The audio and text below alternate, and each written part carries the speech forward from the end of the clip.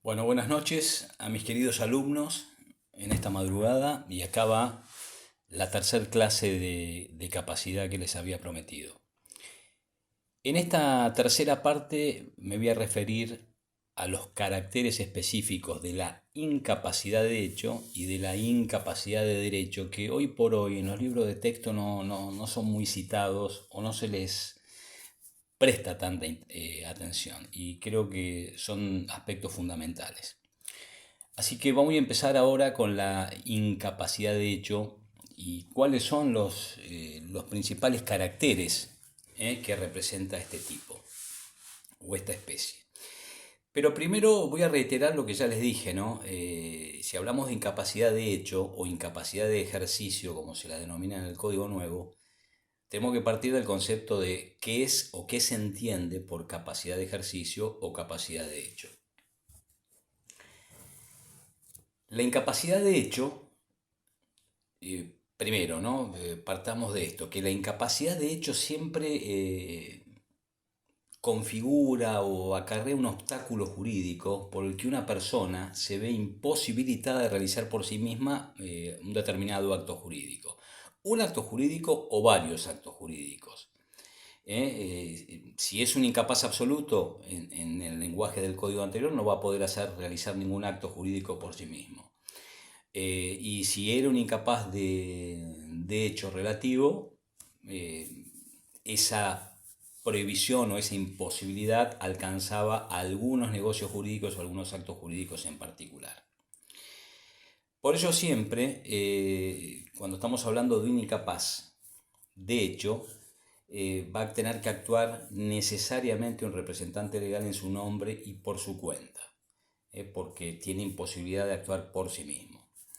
Esto es lo que ocurre con las personas por nacer, hoy, ¿no? Es lo que ocurre en el código actual con las personas por nacer, con aquellas personas declaradas incapaces de manera total y con los menores de determinada edad. Y es lo que ocurría en el código anterior, también con las personas por nacer, con los menores impúberes, con los dementes declarados en juicio y con los sordomudos que no podían darse a entender, esto en la letra del artículo 54. Pero yo ya les dije en la clase anterior que si el sordomudo podía darse a entender de alguna manera, no era considerado incapaz absoluto a pesar de la letra del artículo 54. Piensen que el artículo 54 fue redactado por Vélez en el año 1868, por ahí, más o menos, ¿no? Y permaneció de aquel entonces hasta su derogación en el año 2015, justamente cuando entró en vigencia el nuevo código.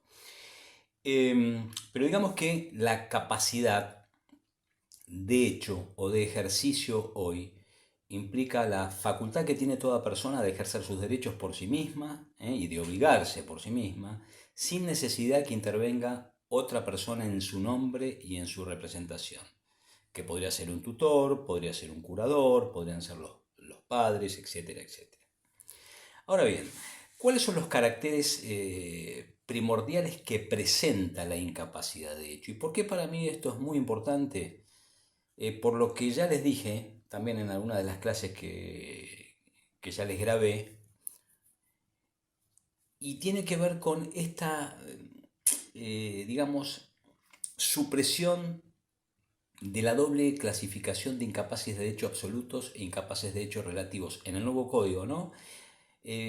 Parecería ser que, aunque no lo dicen, en la mente de los redactores del código, la incapacidad absoluta de hecho sería prácticamente una especie de muerte civil o un instituto que lesionaría gravemente la dignidad de la persona humana y nada más alejado de la realidad. Y ahora van a ver por qué. Obviamente esto desde mi punto de vista. No voy a decir modesta opinión porque les estaría mintiendo, pero esto desde mi punto de vista.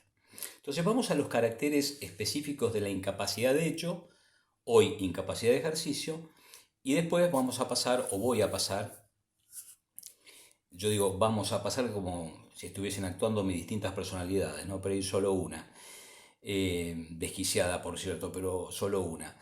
Para luego vamos a pasar a los caracteres de la incapacidad de derecho. Primera, tomo un cafecito, discúlpenme. Primera característica. El Código Civil protege a los incapaces a fin de suprimir los impedimentos que traen como consecuencia o que se derivan de esa incapacidad. A diferencia de lo que ocurre con la incapacidad de derecho, la de hecho o de ejercicio tiene como único objetivo, y esto presten mucha atención y subrayenlo, tiene como único objetivo la incapacidad de ejercicio o finalidad la protección del incapaz. Subrayenlo varias veces, la protección del incapaz. No, repito, de hacerle más desgraciada su vida.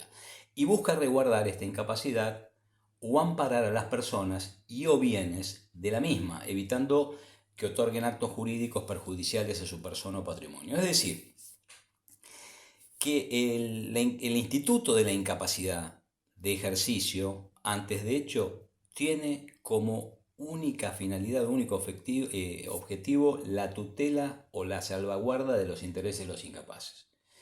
Sean personas con alguna discapacidad, sean menores, etcétera, etcétera, etcétera.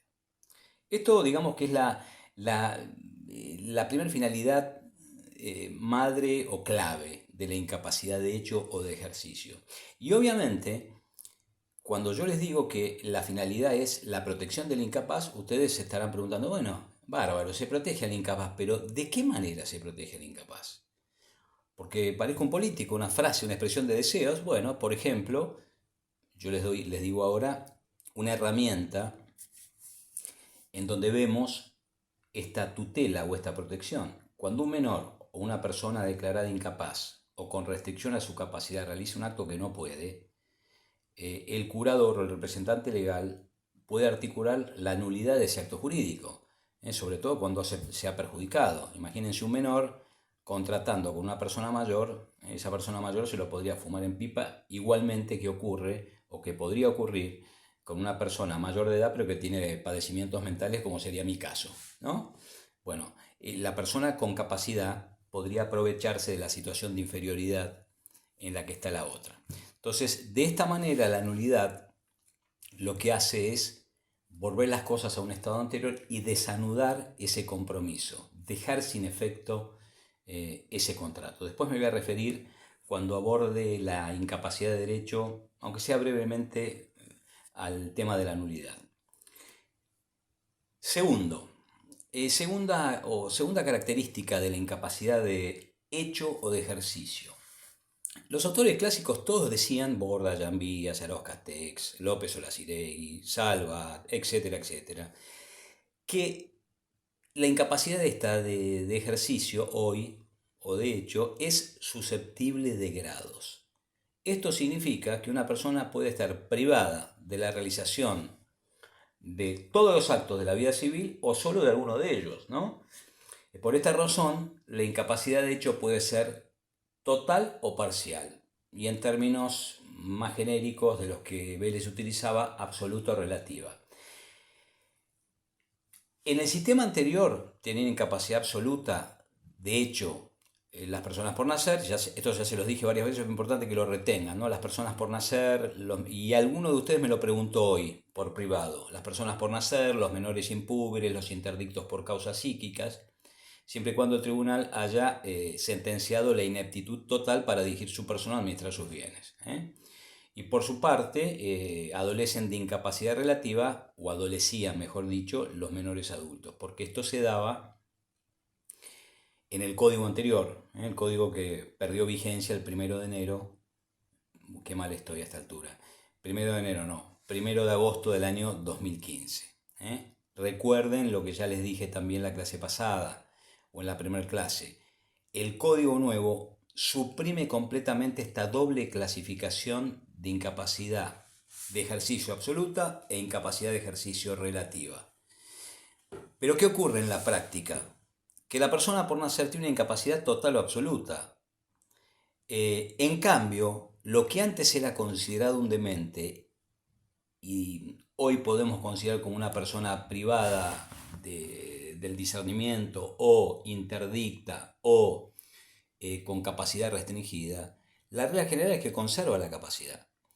Entonces, tiene capacidad para la mayoría de los actos, pero no puede realizar por sí mismo algunos. ¿Cuáles? Los que el juez determina en la sentencia. Con lo cual, su incapacidad no es total. La incapacidad de ejercicio, obviamente, no es total. Simplemente no va a poder celebrar por sí mismo algunos actos. ¿Cuáles? Los que están específicamente determinados en la sentencia. Y recuerden que aquí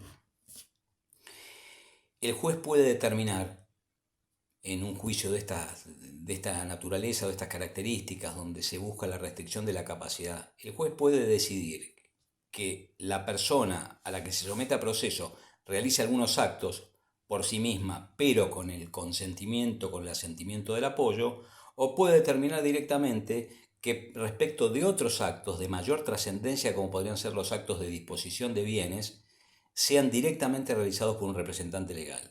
Que el representante legal obviamente reemplaza completamente la voluntad de la persona que tiene restringida su capacidad o del incapaz directamente.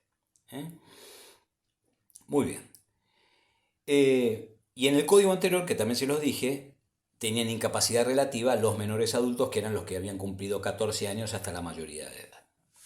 Entonces, segunda característica de la incapacidad, de hecho, que es susceptible de grados, tiene distintos matices, distintos tonos, como ustedes quieran llamarlos. Ahora, que no lo reconozca el Código Nuevo, que no lo reconozca la Comisión de Reforma del año 2012, no significa que esto no sea así. Vuelvo a repetir, por más que la ley diga que el Sol, en lugar de ser redondo, va a tener la forma de una estrella, va a seguir siendo redondo. Es así de simple. Tercer característica. A fin de enmendar o de remediar esa imposibilidad que tienen algunas personas de actuar por sí mismas, a los incapaces de hecho se los dota de un representante legal que va a actuar en su nombre y por su cuenta. En términos del código, los incapaces pueden adquirir derechos y contraer obligaciones por medio de los representantes necesarios que les da la ley. Esto que yo les acabo de decir era parte de un viejo artículo del Código de Hague, el artículo 56 del Código de Vélez, ¿no?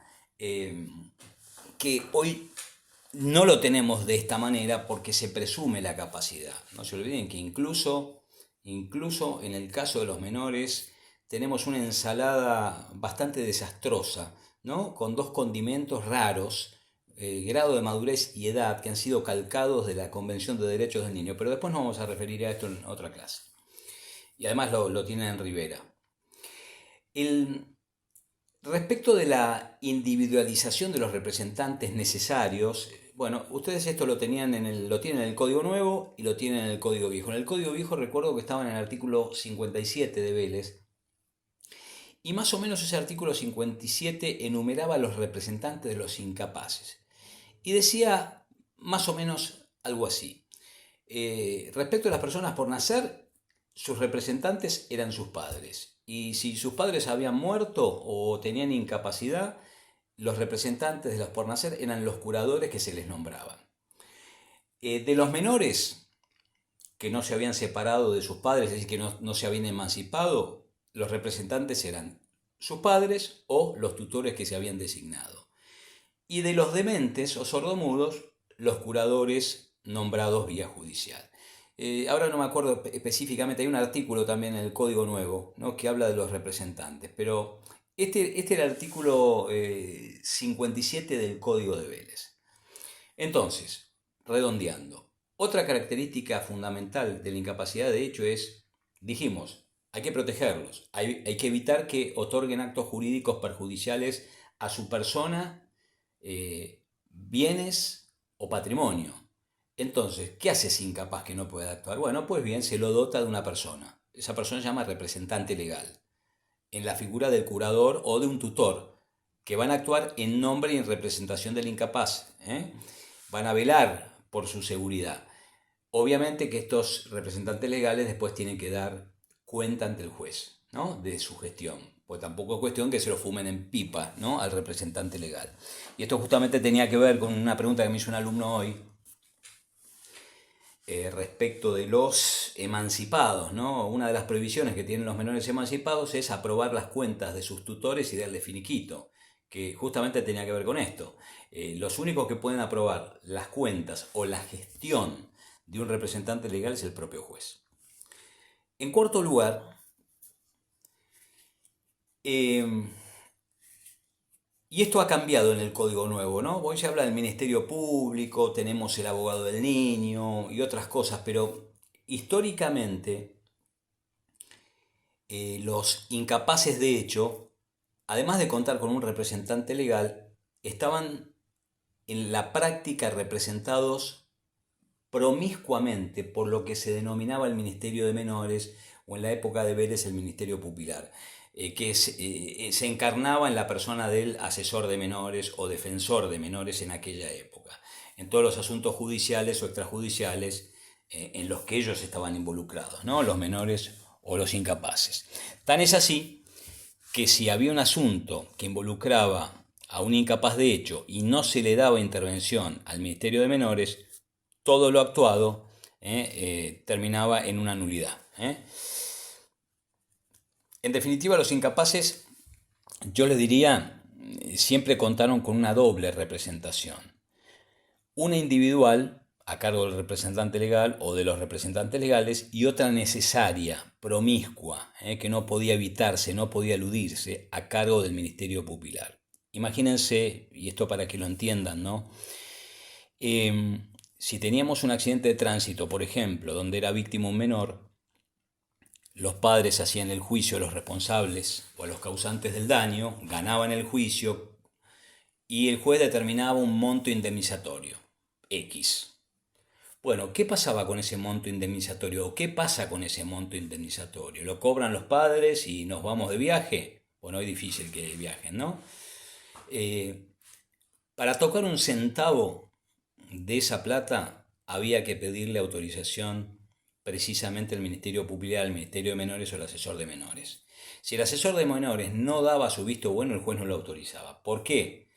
Porque precisamente los menores y los incapaces cuentan con esta doble protección, o contaban con esta doble protección. Ahora ha cambiado un poco también, ¿no? Por un lado el representante legal individual y por el otro lado el Ministerio Pupilar. Es decir, que si los padres necesitaban plata, qué sé yo, para pagar algún gasto necesario, bueno, presentaban un escrito en el expediente y el juez que decía, de lo solicitado por tal persona, vista al asesor de menores. ¿Qué es vista al asesor de menores? Manden el expediente al asesor de menores y que el asesor de menores diga si está de acuerdo o no está de acuerdo con esa petición de los padres. Obviamente después resolvía el juez, pero normalmente el juez siempre hace lugar a lo dictaminado por el asesor de menores o el Ministerio Pupilar. Otra característica, y creo que vamos por la quinta, si mal no recuerdo, y si lo dije mal les pido disculpas.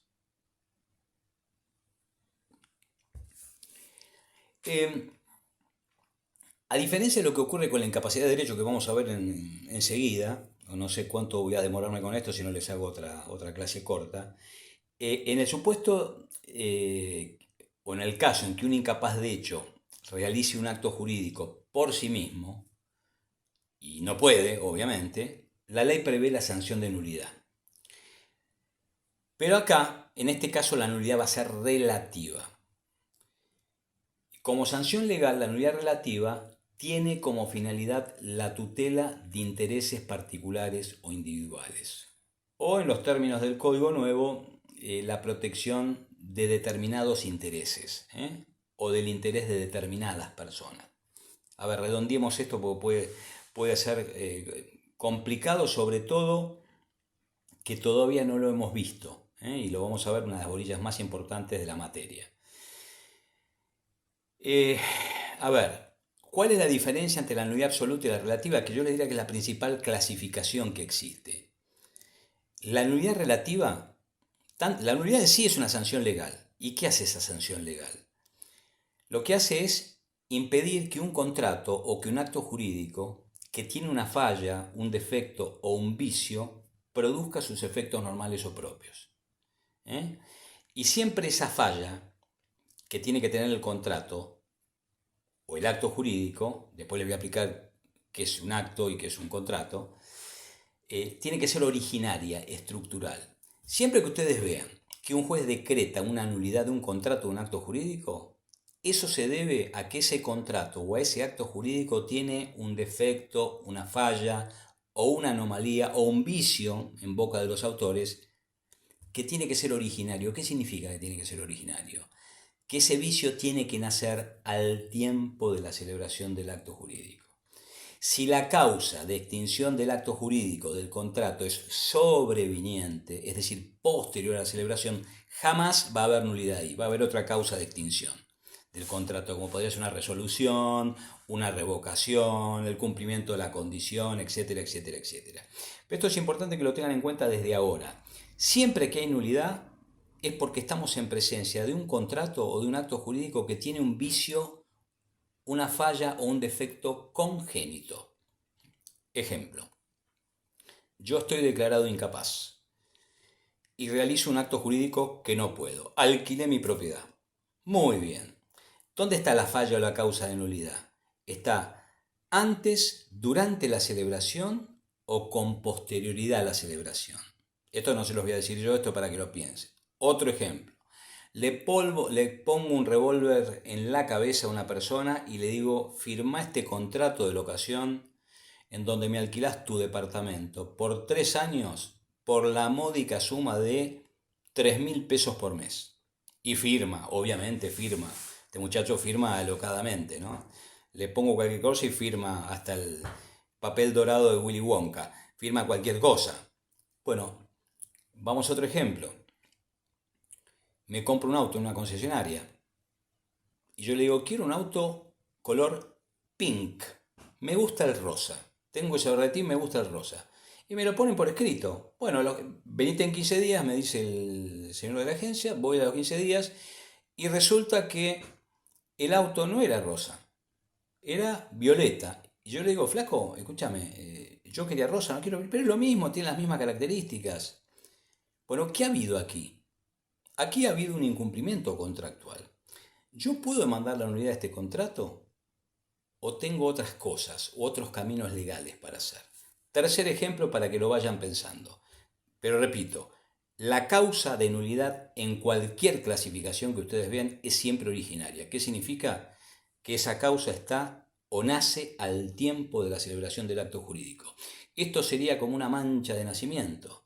En un niño que nace, imagínense que tenga una manchita de nacimiento en la pompa izquierda, o en la piernita o en la frente. Bueno, ya la tiene, nace a la vida ya con esa manchita. Bueno, esto es lo mismo que ocurre con un acto jurídico que tiene un vicio, un defecto o una imperfección que le puede ocasionar una nulidad futura. Bueno, ya ni sé dónde estoy, ¿no? Ni sé lo que dije y creo que estaba en el tema de qué consecuencia tenía la incapacidad de hecho. Bueno, le dije que la incapacidad de hecho siempre acarrea una nulidad relativa, a diferencia de la incapacidad de derecho, que tiene como consecuencia una nulidad absoluta. Y básicamente, ¿cuál es la diferencia entre la nulidad absoluta y la relativa? Es que la nulidad absoluta tiende a proteger intereses públicos o el orden público. En cambio, la nulidad relativa tiene como finalidad la tutela de intereses particulares o individuales. O en los términos del Código Nuevo, protege los intereses de determinadas personas, pero nunca el orden público. Esta es la nulidad relativa y es precisamente la sanción que trae como consecuencia la realización de un acto prohibido por parte de un incapaz de ejercicio o de hecho, en los términos del código anterior. A ver, ¿por dónde sigo? Déjame pensar un segundito que no soy una máquina. Bueno, respecto de esto que yo les estoy diciendo, el código nuevo, no me acuerdo el artículo, hay un artículo 300 y pico, creo que es 370, 380 y pico, la verdad que no me acuerdo, les pido disculpas. Este código me tiene loco, o loca, o las dos cosas.